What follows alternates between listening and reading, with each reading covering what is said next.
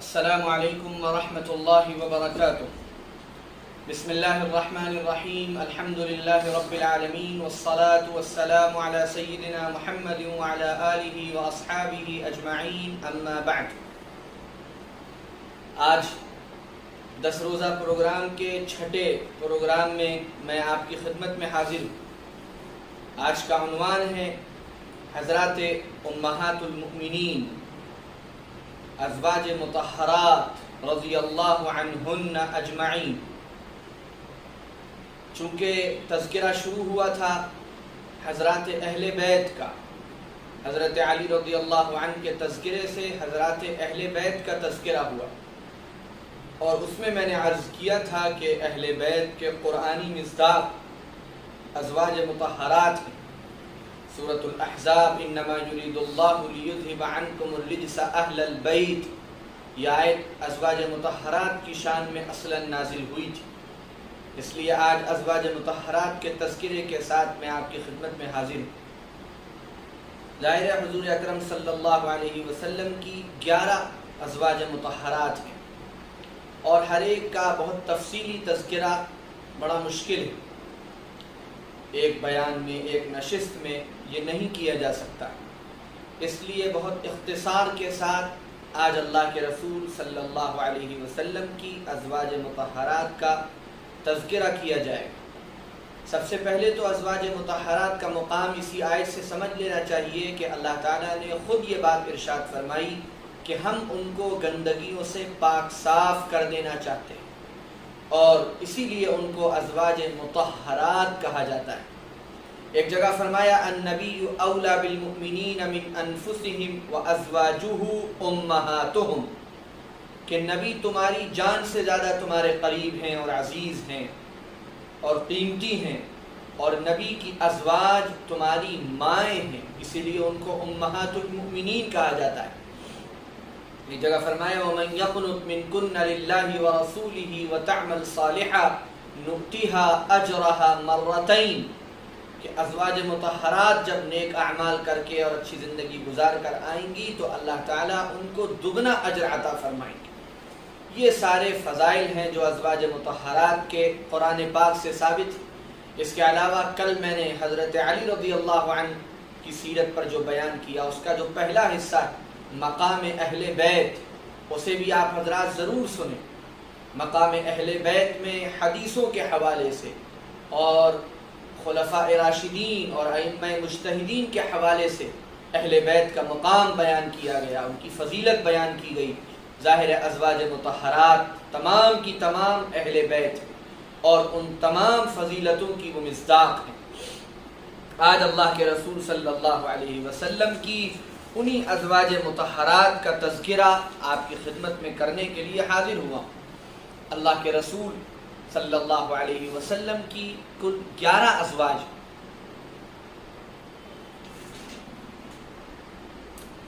حضرت خدیجہ بنت خویلد رضی اللہ عنہا، حضرت سودہ، حضرت عائشہ صدیقہ، حضرت حفصہ، حضرت زینب بنت خزیمہ، حضرت ام سلمہ، حضرت زینب بنت جحش، حضرت ام حبیبہ بنت ابی سفیان، حضرت جویریہ بنت الحارث، حضرت صفیہ بنت حیی، اور حضرت میمونہ رضی اللہ عنہم اجمعین، رضی اللہ عنہن اجمعین۔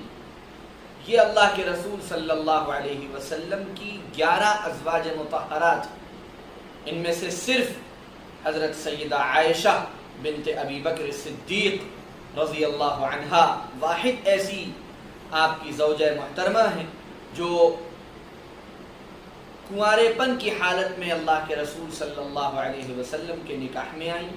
باقی تمام ازواج مطہرات یا تو بیوہ تھیں یا ان کو طلاق ہوئی تھی، اور اس کے بعد اللہ کے رسول صلی اللہ علیہ وسلم سے ان کا دوسرا یا تیسرا نکاح ہوا۔ اس سے یہ بھی معلوم ہوتا ہے کہ اللہ کے رسول صلی اللہ علیہ وسلم نے یہ جو نکاح فرمائے، اس میں ایک بہت بڑا سبب یہ تھا کہ آپ کے ذریعے دوسری عورتوں کو سہارا ملے، آپ کے ذریعے دوسرے عورتوں کو سرپرست ملے، اور اللہ کی طرف سے آپ کے لیے یہ مخصوص معاملہ تھا کہ آپ کو 4 سے زیادہ نکاح کرنے کی اجازت تھی، ورنہ امت کے لیے تعداد 4 تک طے کر دی گئی، مثنا و ثلاث و رباع، ایک وقت میں 4 سے زیادہ نکاح کرنے کی مسلمان کو اجازت نہیں۔ حضور اکرم صلی اللہ علیہ وسلم کی پہلی جو بیوی تھی حضرت خدیجہ رضی اللہ عنہا، جن سے حضور اکرم صلی اللہ علیہ وسلم کا اس وقت نکاح ہوا جب آپ 25 سال کے تھے، اور آپ حضرت خدیجہ رضی اللہ عنہا ایک بڑی تاجر خاتون تھی، ان کی بڑی اچھی تجارت تھی۔ اللہ کے رسول صلی اللہ علیہ وسلم نے ان کا مال تجارت لے جا کر شام میں فروخت کیا تھا، اور حضرت خدیجہ کے غلام میسرہ اللہ کے رسول صلی اللہ علیہ وسلم کے ساتھ تھے، لہذا حضرت خدیجہ رضی اللہ عنہا جو پہلے سے آپ کی سچائی اور ایمانداری سے واقف تھی، اس سفر نے اور اس بزنس کے اس تعلق نے ان کے سامنے یہ بات اور اچھی طرح ظاہر کر دی کہ حضرت محمد صلی اللہ علیہ وسلم بہت ہی امین، بڑے پاک باز، بڑے صادق، بڑے سچے اور بڑے نیک طبیعت انسان ہیں۔ لہذا حضرت خدیجہ رضی اللہ عنہا نے خود اپنی طرف سے نکاح کا پیغام بھیجا۔ وہ پہلے سے ان کا نکاح ہو چکا تھا اور شوہر کا ان کے انتقال ہو چکا تھا، شاید 2 نکاح ان کے ہو چکے تھے، ان کے بچے بھی تھے۔ حضرت رسول پاک صلی اللہ علیہ وسلم اس وقت 25 سال کے تھے، حضرت خدیجہ رضی اللہ عنہا 40 سال کی تھی، لیکن اللہ کے رسول صلی اللہ علیہ وسلم ان کے معزز مقام کو جانتے تھے، اور مکہ مکرمہ میں ان کی جو ایک اچھی حیثیت تھی اس سے آپ واقف تھے، لہذا اللہ کے رسول صلی اللہ علیہ وسلم نے ان کے پیغام نکاح کو قبول فرمایا۔ اور حضرت خدیجہ رضی اللہ عنہا واحد ایسی خاتون ہیں، حضور کی ایسی زوجہ ہیں، ایسی بیوی ہیں جن سے اللہ کے رسول صلی اللہ علیہ وسلم کی تمام اولادیں ہوئی، باقی کسی بیوی سے کوئی اولاد نہیں ہوئی۔ ایک بیٹے حضرت ابراہیم حضور کی باندی حضرت ماریہ قبطیہ رضی اللہ عنہا سے پیدا ہوئے، ورنہ تمام اولادیں 4 بیٹیاں حضرت رقیہ، حضرت زینب، حضرت ام کلثوم، حضرت فاطمہ، اور بیٹے 2 یا 3 جو طیب و طاہر، جن کا نام قاسم اور عبداللہ بھی بیان کیا جاتا ہے، یہ سب حضرت خدیجہ رضی اللہ تعالی عنہا کے ذریعے ہی اللہ کے رسول صلی اللہ علیہ وسلم کو یہ اولادیں اللہ تعالیٰ نے عطا فرمائیں۔ یہ بھی ان کے لیے ایک بڑی شرف کی بات ہے۔ حضرت خدیجہ رضی اللہ تعالی عنہا اللہ کے رسول صلی اللہ علیہ وسلم کی بہت ہی وفادار، آپ پر بالکل نچھاور اور قربان رہنے والی خاتون تھی۔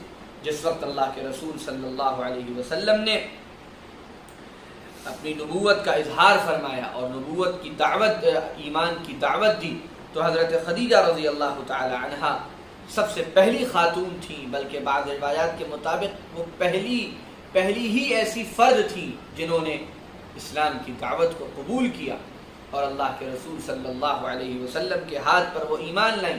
ظاہر ہے ایک بیوی جتنا اپنے شوہر سے واقف ہو سکتی اور کوئی نہیں ہو سکتا، وہ جانتی تھی۔ اسی لیے جب حضور اکرم صلی اللہ علیہ وسلم پہلی وحی کے بعد تھوڑا گھبرائے اور آپ نے کہا مجھے چادر اڑاؤ، زمیلونی زمیلونی، تو حضرت خدیجہ رضی اللہ عنہا کے وہ جملے سیرت کی کتابوں میں نقل ہیں کہ انہوں نے فرمایا انک لتحمل الکل وتقری الضیف وتعین علی نوائب الحق، کہ آپ تو غریبوں کے کام آتے ہیں، آپ پریشان حالوں کی مدد کرتے ہیں، آپ ایسا کرتے ہیں، آپ ایسا کرتے ہیں، کلا واللہ لا یخزیک اللہ ابدا، مجھے یقین ہے خدا کی قسم اللہ آپ کو ضائع نہیں کرے گا۔ یہ حضرت خدیجہ رضی اللہ تعالی عنہا کا اعلان تھا۔ حضرت خدیجہ رضی اللہ عنہا کو اللہ تعالیٰ نے بہت مال و دولت عطا فرمایا تھا۔ 15 سال حضور پاک صلی اللہ علیہ وسلم کی نبوت سے پہلے وہ آپ کے ساتھ رہیں، اور تقریباً 10 سال وہ اللہ کے رسول صلی اللہ علیہ وسلم کو نبوت ملنے کے بعد آپ کے ساتھ رہیں۔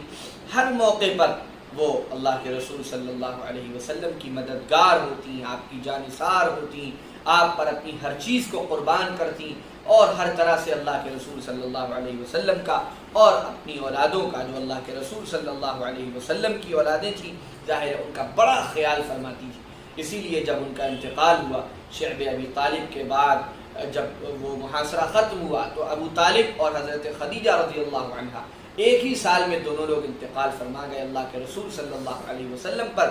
اس کا بڑا اثر ہوا آپ پر, آپ کو بہت غم ہوا ان دونوں کے انتقال کا.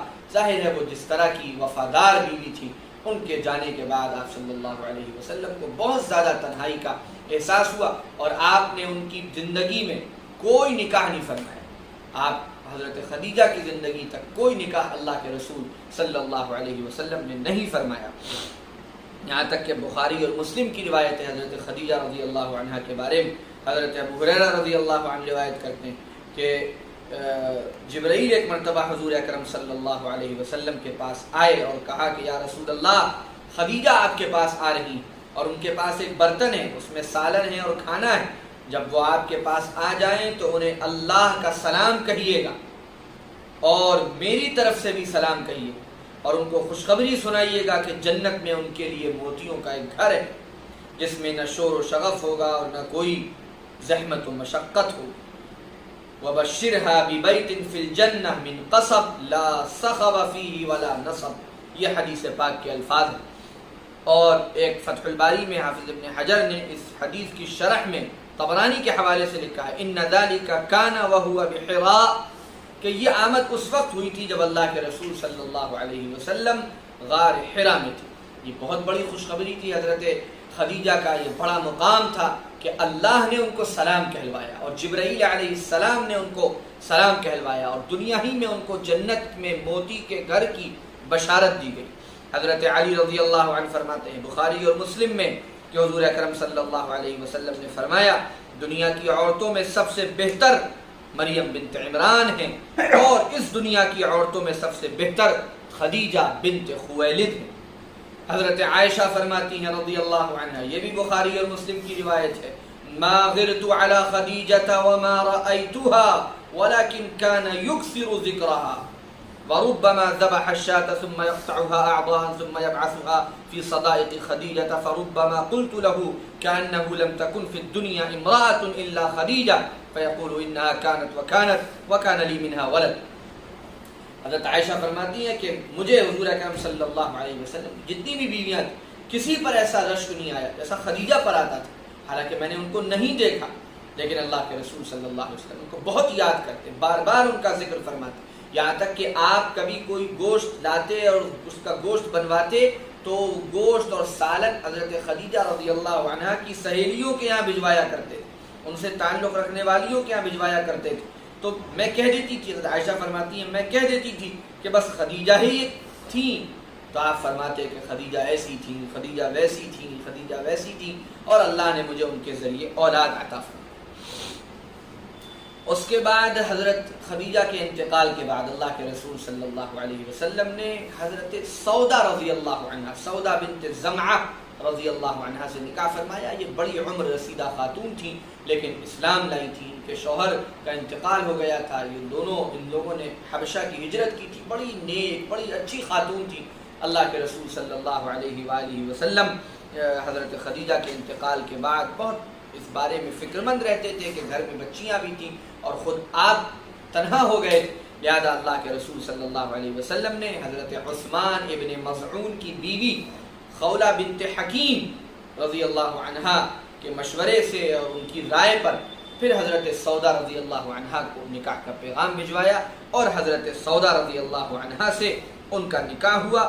جس وقت حضرت سودا کا نکاح ہوا اس وقت حضرت سودا کی عمر تقریباً 50 سال تھی. نکاح کے بعد حضور صلی اللہ علیہ وسلم کے ہجرت فرمانے تک تقریباً 3 سال کا عرصہ, وہ 3 سال حضرت سودا آپ کے ساتھ رہی. حضرت خدیجہ 10 نبوی میں انتقال فرما گئی. 10 نبوی سے 13 نبوی تک حضرت سودا تنہا آپ کی اہلیہ محترمہ بن کر آپ کے گھر, آپ کے ساتھ, آپ کے گھر میں رہی.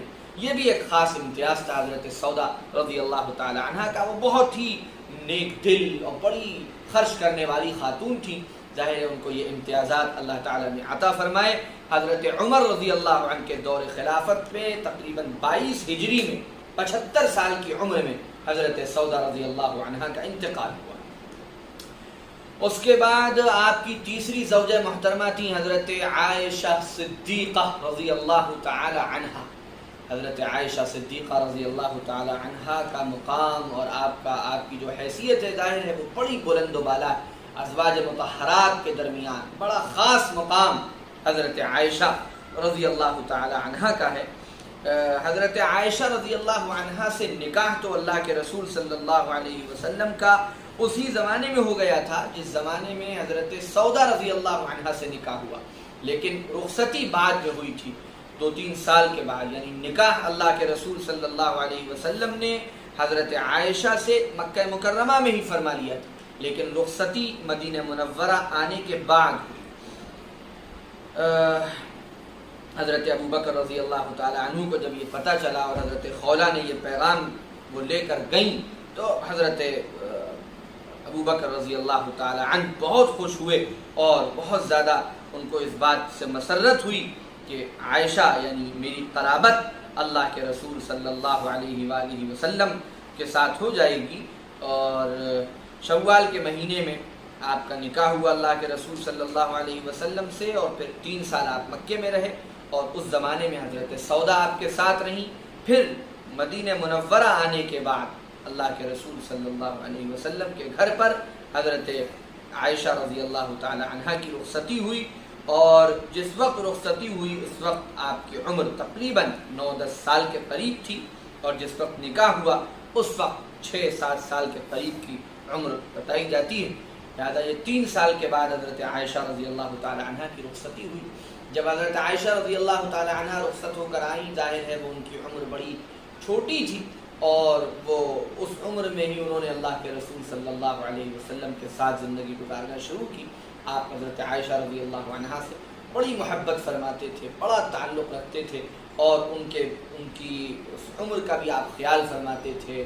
ان کے ساتھ اللہ کے رسول صلی اللہ علیہ وسلم کھیل بھی کھیلتے تھے، تفریح بھی فرماتے تھے، دوڑنا بھی آپ صلی اللہ علیہ وسلم کا حضرت عائشہ کے ساتھ ثابت ہے. اور آپ کو ایک خصوصی تعلق اور خصوصی محبت حضرت سیدہ عائشہ صدیقہ رضی اللہ تعالی عنہا سے تھی.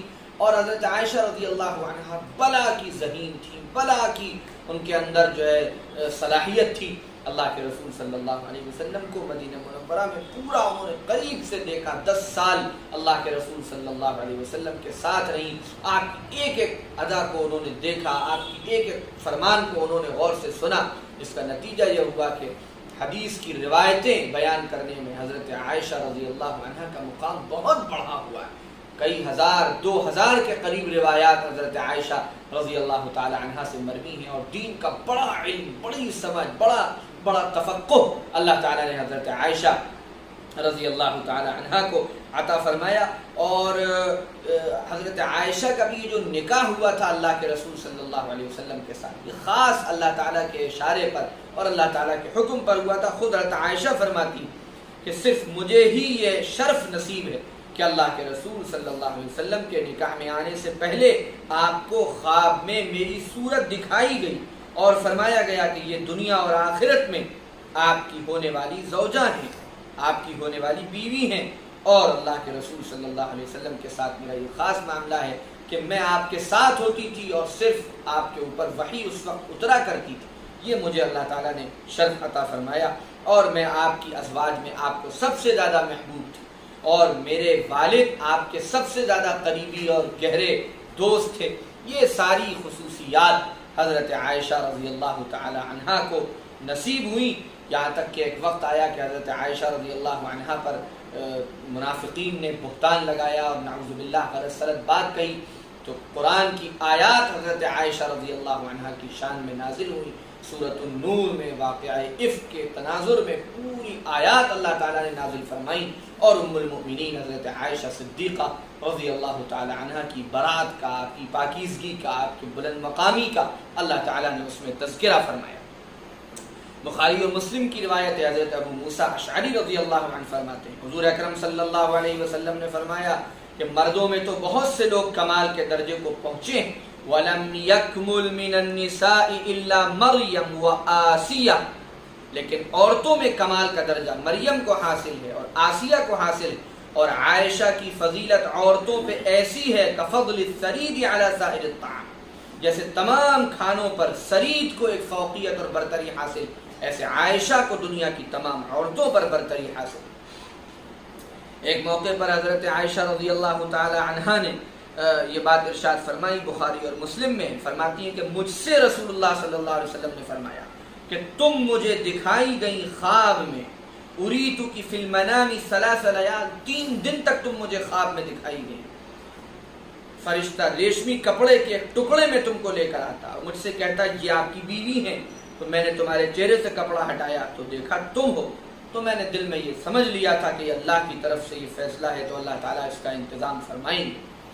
اسی طرح حضرت عائشہ رضی اللہ عنہا فرماتی ہیں، یہ بھی بخاری اور مسلم میں ہے کہ اللہ کے رسول صلی اللہ علیہ وسلم نے ایک موقع پر فرمایا، یا عائشہ ھذا جبریل یقرئک السلام، کہ عائشہ جبرائیل آئے ہیں اور تم کو سلام کہتے ہیں۔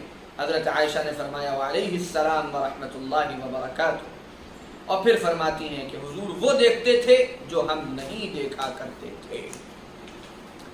اسی طرح حضرت ابو موسیٰ اشعری فرماتے ہیں ترمذی شریف میں کہ ما اشکل علینا اصحاب رسول اللہ صلی اللہ علیہ وسلم، لمبی حدیث ہے، فرماتے ہیں کہ جب کبھی ہم لوگوں یعنی حضور کے صحابہ کو کسی بات اور کسی مسئلے میں کوئی اشتباہ ہوتا تو ہم حضرت عائشہ کے پاس جاتے اور ہم نے دیکھا کہ ان کے پاس اس مسئلے کا صحیح علم ہوتا اور وہ صحیح بات کی طرف رہنمائی کرتی۔ اسی طرح حاکم اور طبرانی نے حضرت عروہ ابن زبیر رضی اللہ عنہ جو حضرت عائشہ کے بھانجے ہیں ان کے حوالے سے نقل کیا کہ وہ فرماتے تھے ما رأيت احدا اعلم بالقرآن ولا بفریضة ولا بحرام ولا بحلال ولا بفقه ولا بشعر ولا بطب ولا بحدیث العرب ولا نسب من عائشة، فرماتے ہیں کہ کسی شخص کو ہم نے نہیں دیکھا جو قرآن کے معاملے میں، علم الفرائض کے معاملے میں، حلال و حرام کے معاملے میں، دین کی فقاہت کے معاملے میں،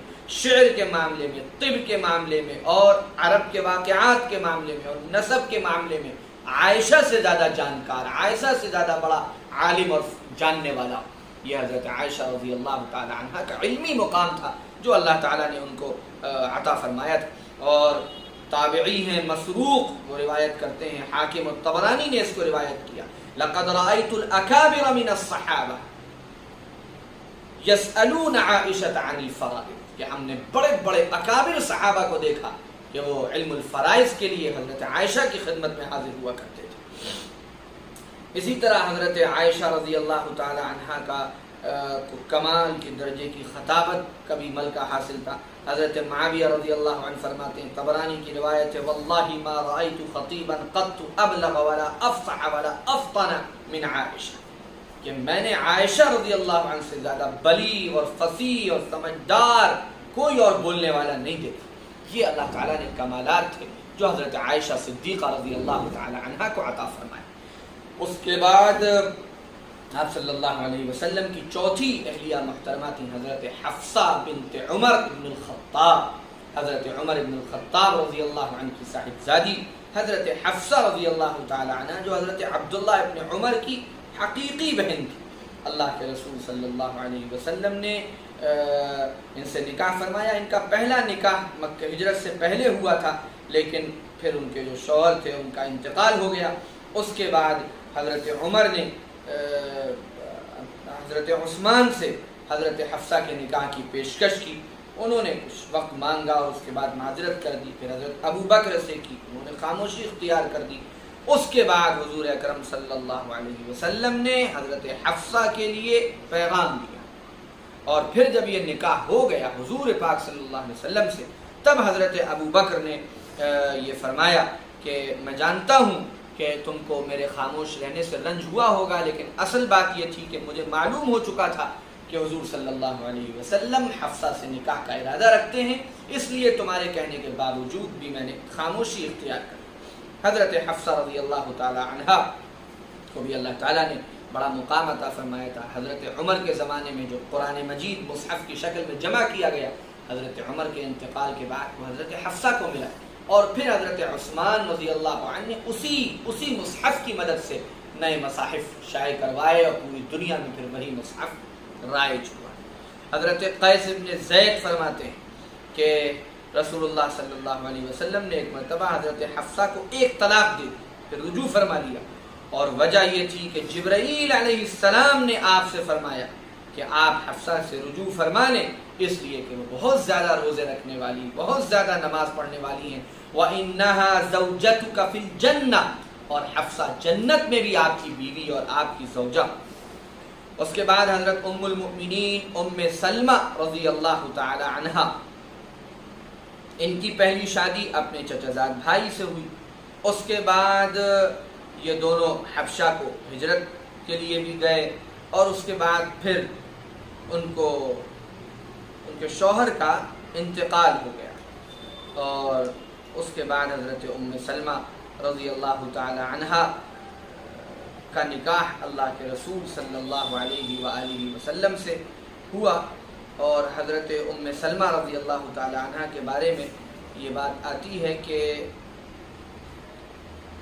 انہوں نے ابو سلمہ کے انتقال کے بعد حضرت ابو بکر، عمر، سب تک شادی کا پیغام گیا، سب نے ان کو شادی کا پیغام دیا، لیکن حضرت ام سلمہ رضی اللہ عنہ نے انکار کر دیا.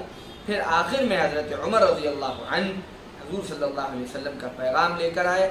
اس پر انہوں نے کچھ باتیں کہیں، بہرحال بعد میں حضور اکرم صلی اللہ علیہ وآلہ وسلم سے ان کا نکاح ہو گیا. حضرت ام سلمہ بھی بڑی ذہین تھی، فہیم تھی، اور اللہ تعالیٰ نے ان کو خوب نوازا تھا تفقہ فی الدین سے.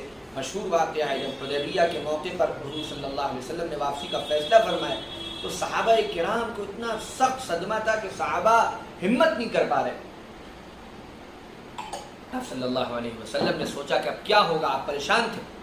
حضرت ام سلمہ نے فرمایا یا رسول اللہ آپ خود احرام اتاریے، بال منڈوائیے، صحابہ آپ کی نقل کریں گے، وہ تو ابھی ان کے اوپر جذبات ہیں، ان کو بہت غم ہے، اس وجہ سے وہ یہ بات نہیں سمجھ پا رہے ہیں. حضرت ام سلمہ کے اس مشورے پر اللہ کے رسول صلی اللہ علیہ وسلم نے ایسا ہی کیا، اور جیسے ہی آپ نے ایسا کیا تمام صحابہ کرام نے بھی آپ کے ساتھ وہی عمل کر دیا. حضرت ام سلمہ کو بھی حضور کی حدیثیں بہت یاد تھیں، اور محدثین کے مطابق تقریباً 378 حدیثیں آپ نے روایت کی. سن 59 ہجری میں آپ کی وفات ہوئی، اور حضرت ابو ہریرہ رضی اللہ تعالی عنہ نے آپ کی نماز جنازہ پڑھائی. حضرت ام المؤمنین زینب بنت جحش رضی اللہ تعالی عنہ، یہ بھی اللہ کے رسول صلی اللہ علیہ وسلم کی زوجہ مطہرہ تھی. ان کا پہلا نکاح حضور کے تربیت میں رہے حضرت زید ابن حارثہ سے ہوا، جو حضور پاک صلی اللہ علیہ وسلم کے آزاد کردہ غلام تھے. حضور کی کوبیزاد بہن تھی، حضور نے ان سے نکاح کر دیا، لیکن پھر اس کے بعد کچھ حالات ایسے بنے کہ ان کے درمیان نباہ نہیں ہو پایا. قرآن مجید میں سورہ احزاب میں اس کی تفصیل ہے، اس رشتے کے بارے میں کچھ باتیں اس مسئلے کے بارے میں بیان کی گئی. جب حضور پاک صلی اللہ علیہ وسلم اور پھر ان کے درمیان طلاق ہو گئی، اور عرب میں یہ دستور تھا کہ چونکہ حضرت زید ابن حارثہ حضور کے متبنہ تھے، حضور نے ان کو اپنا منہ بولا بیٹا بنایا ہوا تھا، تو ان کی بیوی سے نکاح کو عرب میں معیوب سمجھا جاتا کہ متبنہ کی بیوی سے، مطلقہ سے یا بیوہ سے نکاح نہیں کیا جا سکتا. تو چنانچہ اس غلط عقیدے کو توڑنے کے لیے حضور پاک صلی اللہ علیہ وسلم سے کو اللہ کا حکم ہوا، اور اللہ کے رسول صلی اللہ علیہ وسلم نے حضرت زینب بنت خزیمہ رضی اللہ تعالی عنہ، زینب بنت جحش رضی اللہ تعالی عنہ سے پھر نکاح فرمایا، اور آپ صلی اللہ علیہ وسلم کے ساتھ ان کی زندگی گزری. حضرت زینب بنت جحش رضی اللہ تعالی عنہ کے بارے میں بہت سے لوگ مفسرین یہ بھی کہتے ہیں کہ ان کا نکاح بھی آسمانوں پر ہوا، اور بعض روایتوں سے اس کا ثبوت بھی ملتا ہے کہ حضرت زینب بنت جحش رضی اللہ تعالی عنہ سے یہ جو حضور پاک صلی اللہ علیہ وسلم کا نکاح ہوا. بخاری کے الفاظ کہ حضرت زینب دوسری ازواج پر فخر کیا کرتی تھی اور کہا کرتی تھی کہ تمہارے نکاح تو تمہارے رشتہ داروں نے کیے، اور میرا نکاح اللہ نے 7 آسمانوں کے اوپر کیا. یہ حضرت زینب بنت جحش رضی اللہ تعالی عنہ کے ساتھ ایک خاص معاملہ تھا جو ہوا. ان کے فضائل میں بھی بہت سی روایات ہیں، بہت سی چیزیں ہیں. حضرت عائشہ فرماتی ہیں کہ تمام ازواج میں صرف زینب بنت جحش ہی میرے برابر کی تھی، اور میں نے زینب سے زیادہ دیندار، متقی، پرہیزگار، سچ بولنے والی، صلہ رحمی کرنے والی، صدقہ دینے والی، اپنی جان کو اللہ کے تقرب میں کھپانے والی کوئی عورت نہیں دیکھی. یہ صحیح مسلم میں حضرت عائشہ رضی اللہ تعالی عنہ کے ارشاد ہے. اسی طرح حضرت عائشہ نے ایک موقع پر فرمایا اللہ زینب پر رحم فرمائے، انہوں نے دنیا ہی میں وہ شرف و کمال حاصل کر لیا جس کا مقابلہ کوئی شرف و کمال نہیں کر سکتا۔ اللہ نے خود ان کا نکاح حضور سے فرمایا، قرآن میں اس کا ذکر فرمایا، اور حضور پاک صلی اللہ علیہ وسلم نے ان کے بارے میں یہ خوشخبری دی تھی کہ ازواج مطہرات میں سب سے پہلے وہ میرے پاس آنے والی میری وہ بیوی ہوں گی جن کے ہاتھ سب سے زیادہ لمبے ہوں گے، سب سے زیادہ خرچ کرنے والی ہوں گی، وہ حضرت زینب رضی اللہ تعالی عنہا تھی۔ حضرت زینب کی وفات 20 ہجری یا 21 ہجری میں ہوئی، اور یہ حضور پاک صلی اللہ علیہ وسلم کے بعد سب سے پہلے انتقال کرنے والی زوجہ مطہرہ تھی۔ آپ کی ایک زوجہ حضرت زینب بنت خزیمہ رضی اللہ تعالی عنہا بھی تھی، اور ان کا نکاح رمضان 3 ہجری میں ہوا، اور وفات ربیع الاول 4 ہجری میں ہوئی۔ حضور کے سامنے ہی ان کی وفات ہو گئی۔ یہ بھی بہت سخی تھیں، بڑی غریبوں کی مدد کرتی، بڑی مسکینوں کو کھانا کھلاتی، اور حضور صلی اللہ علیہ وسلم کے سامنے ان کا انتقال ہوا۔ آپ نے خود ان کی نماز جنازہ پڑھائی اور بقیع میں ان کو دفن فرمایا۔ آپ کی ایک بیوی آپ کی ایک اہلیہ حضرت جویریہ رضی اللہ عنہا تھی۔ 5 ہجری میں حضور صلی اللہ علیہ وسلم کو یہ پتہ چلا کہ قبیلہ بنی مصطلق کا سردار حارث مدینے پر حملہ کرنے والا ہے، لہذا آپ صلی اللہ علیہ وسلم نے پیش قدمی کر کے خود بنی مصطلق پر حملے کا ارادہ فرمایا، اور 5 ہجری شعبان میں اس پر حملہ کر دیا۔ اور پھر اللہ کے رسول صلی اللہ علیہ وسلم نے جب وہاں حملہ کیا تو آپ نے حضرت عمر سے فرمایا ان لوگوں سے کہو کہ کلمہ پڑھ لیں، ان کی زندگیاں محفوظ ہو جائیں گی، لیکن انہوں نے اس کو ماننے سے انکار کر دیا۔ بہرحال اور آخر میں بنی مصطلق رائے فرار اختیار کر گئے اور مقابلہ نہ کر سکے۔ اب وہاں کے جو قیدی تھے اس میں حارث کی بیٹی جویریہ بھی تھی رضی اللہ عنہ۔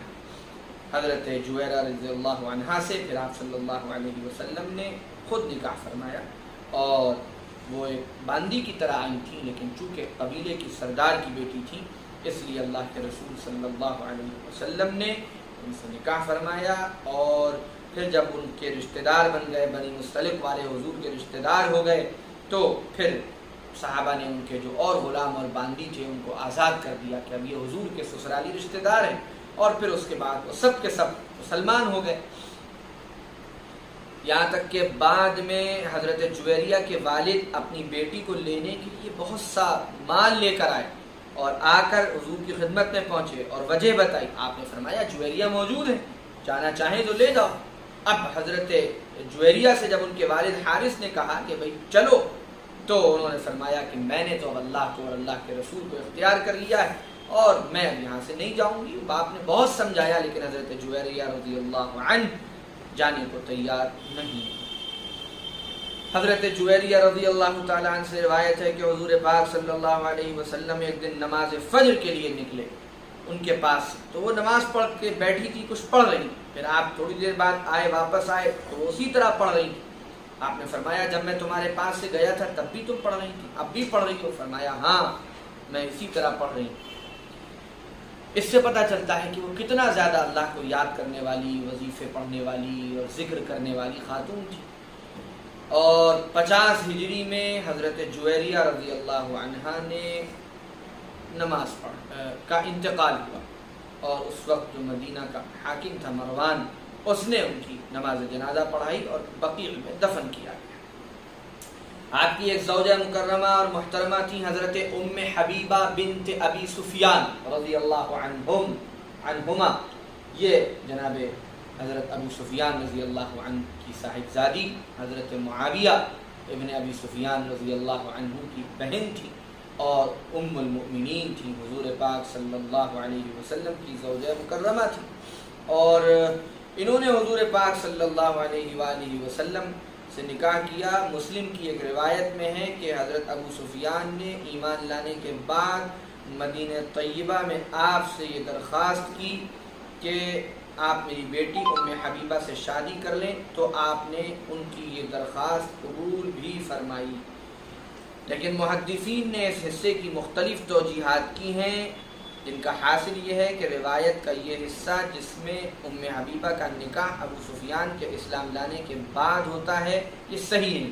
بہرحال بہترین اور صحیح بات یہ ہے کہ یہ نکاح حبشہ ہی میں ہوا، اور جناب ابو سفیان رضی اللہ عنہ کے اسلام لانے سے پہلے ہوا۔ اس لیے کہ یہ واقعات حدیث کی کتابوں میں ملتے ہیں کہ ایک موقع پر حضرت ام حبیبہ گھر پر تھیں، ابو سفیان مدینے آئے ہوئے تھے، اپنی بیٹی کے گھر گئے، بستر پر بیٹھنے لگے تو حضرت ام حبیبہ نے بستر ہٹا دیا۔ کہا کہ بستر کیوں ہٹایا؟ کہا یہ رسول اللہ صلی اللہ علیہ وسلم کا بستر ہے، آپ مشرک ہیں، آپ اس پر نہیں بیٹھ سکتے۔ تو حضرت ام حبیبہ رضی اللہ عنہا حضور پاک صلی اللہ علیہ وسلم کی بڑی وفادار، بڑی نیک اور بڑی پاکیزہ زوجہ محترمہ تھیں۔ ان کے بھی فضائل اللہ کے رسول صلی اللہ علیہ وسلم کی حدیثوں میں موجود ہے۔ حضرت معاویہ رضی اللہ عنہ کے دور خلافت میں 44 ہجری کے قریب ان کا انتقال۔ آپ کی ایک زوجہ محترمہ حضرت صفیہ بنت حیی بن اخطب تھی، جو قبیلہ بنو نضیر کا سردار تھا، اس کی بیٹی تھی۔ یہ یہودیوں کا ایک قبیلہ تھا، ان کا سلسلہ نسب حضرت موسیٰ علیہ السلام کے بھائی حضرت ہارون علیہ السلام تک پہنچتا ہے۔ قبیلہ بنو نذیر کا یہ سلسلہ نسب وہاں تک پہنچتا ہے۔ تو بنو نذیر اور بنو قریظہ یہ دونوں مدینے کے ممتاز یہودی قبائل تھے۔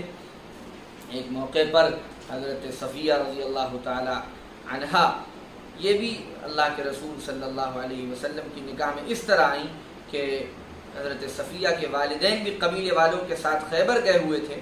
حضرت صفیہ بہت کم عمر تھیں اور ان کے شوہر نے ان کو طلاق دے دی تھی۔ حضرت صفیہ 7 ہجری میں خیبر کے قیدیوں میں قید ہو کر آئیں۔ حضرت دحیہ کلبی رضی اللہ عنہ نے حضور سے خیبر کے قیدیوں میں سے باندی مانگی۔ آپ نے فرمایا انتخاب کر لو۔ انہوں نے صفیہ کا انتخاب کیا۔ ایک صحابی نے آ کر عرض کیا یا رسول اللہ، آپ نے دحیہ کو بنو نضیر اور بنو قریظہ کی رئیس زادی دے دی، وہ تو صرف آپ کے لیے مناسب ہے۔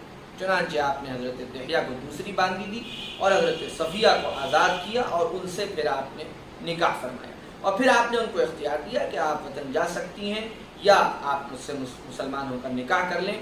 تو حضرت صفیہ نے عرض کیا کہ میں اللہ کو، اس کے رسول کو اختیار کرتی ہوں اور میں شرک کی زندگی میں اب دوبارہ جانا نہیں چاہتی۔